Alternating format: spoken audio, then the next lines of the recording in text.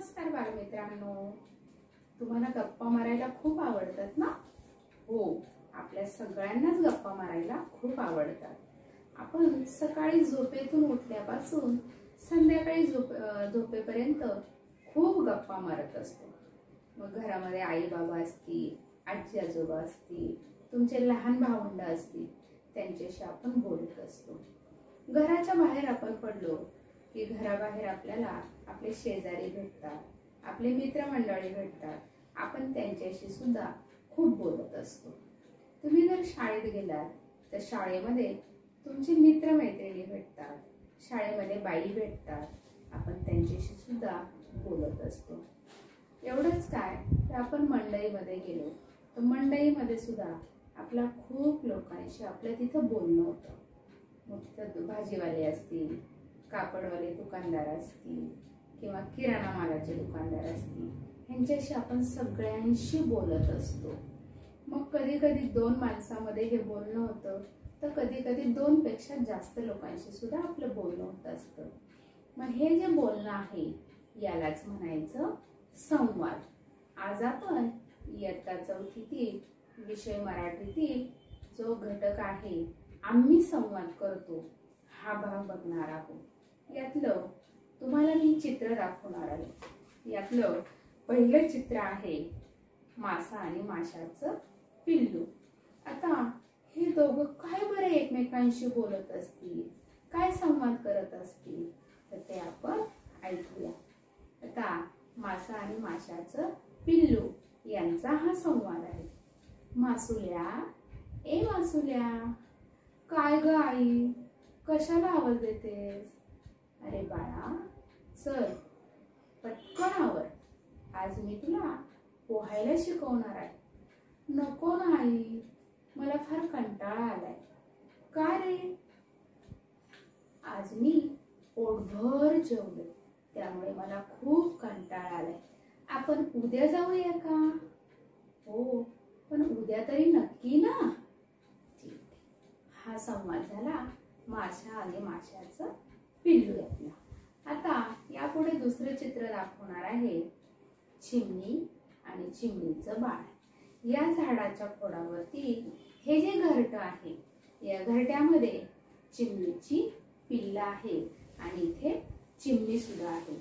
मग आता चिमणी आणि चिमणीच्या बाळामध्ये काय बरं संवाद होत असतील, ते काय बरं बोलत असतील?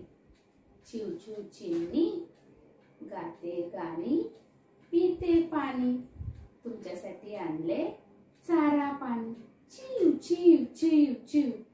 आता आई काय खाऊ आणलाय?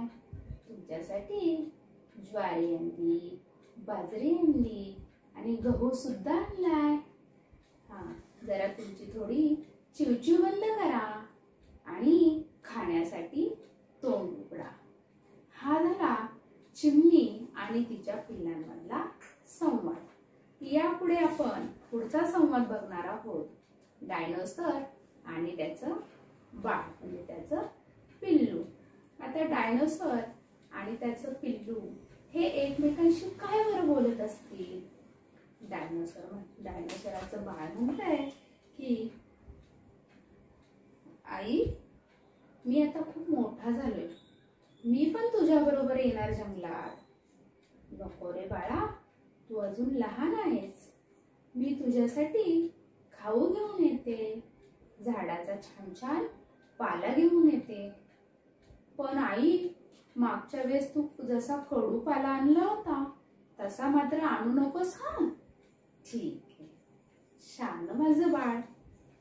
पुढचा संवाद आहे कांगारू आणि कांगारूचं बाळ.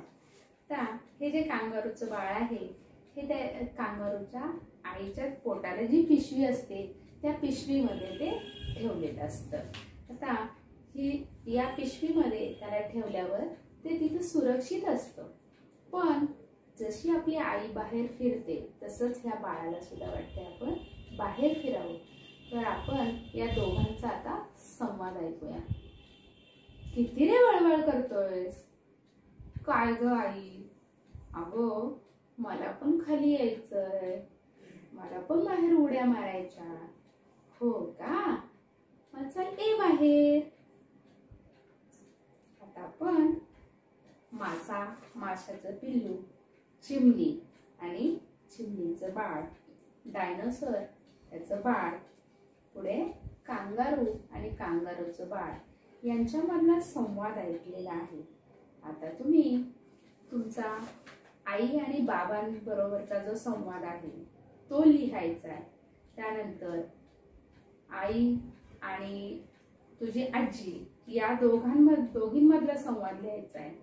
त्यानंतर आपल्या घरी जो पेपरवाला येतो, बाबा आणि पेपरवाला या दोघांचा संवाद लिहा. त्यानंतर भाजीवाला आणि आजी या दोघांमधला संवाद तुमच्या वहीमध्ये लिहून मला नक्की पाठवायचा. धन्यवाद.